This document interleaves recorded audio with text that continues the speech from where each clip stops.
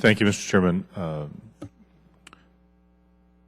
General Dempsey, you talked about there's no choice but to raid the readiness accounts, and that we have dug a 2 to 3 year readiness hole. Part of the challenge is that when I go home, people don't see sequester as a big deal. Perhaps they don't understand, perhaps they don't. So how would you, the district that I represent from El Paso with Port Bliss presence, Joint Base San Antonio on the other end, and Laughlin in the middle, it's clearly a huge issue. So how would you, if people say, for example, you can find more money through efficiencies, can you find more money through efficiencies? I mean, is that enough? Are there enough efficiencies out there to save you? No, that's the right question, Congressman. Of course we can find more money in efficiencies, but we're talking about if you add up all of the different reductions that we're faced with, it comes out to a little over $1 trillion. You can't find $1 trillion worth of efficiencies. I think Secretary has driven us to wring out as much as we can, and we're still looking. The reason your constituents don't feel it, though, is if you've got a unit at Fort Bliss or any other post-camper station in any of the armed forces, what the community sees is whether those men and women are still getting paid, are they still coming downtown to use restaurants and make purchases.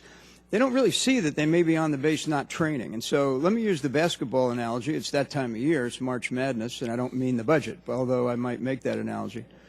If you have a basketball team, you can train it at individual skills, then you put it together to scrimmage itself, and then at some point you scrimmage another team, and then at some point you actually put it in a game. Because of this readiness hole, there's a large portion of the armed forces that are doing individual drills and maybe playing games against themselves, but they're not training against a world-class adversary like you would at the National Training Center or someplace. Well, and so that ability not to train, does that in a very real way endanger our men and women in uniform as they go about trying to accomplish their missions? I can give you a one-word answer to that, yes. And can you give me examples of how you would, as a believer in plain English, as opposed to, the only part of politics I don't like is the political part, because we all get caught up in the politics of it all. In very plain English, what has the sequester done in 2 sentences or less?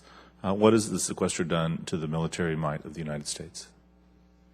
In 2 sentences or less, it has forced us to make some bad investment decisions because we haven't had certainty, time, or flexibility to do otherwise. And it has put us in a position where we've had to raid, let me use another word, rob our readiness accounts in order to get the money we need to reduce, to find where we can reduce it, because we don't have access to the other places in a near term. And the impact of robbing those readiness accounts is what? Is that we are far less ready than we should be for the world that we confront.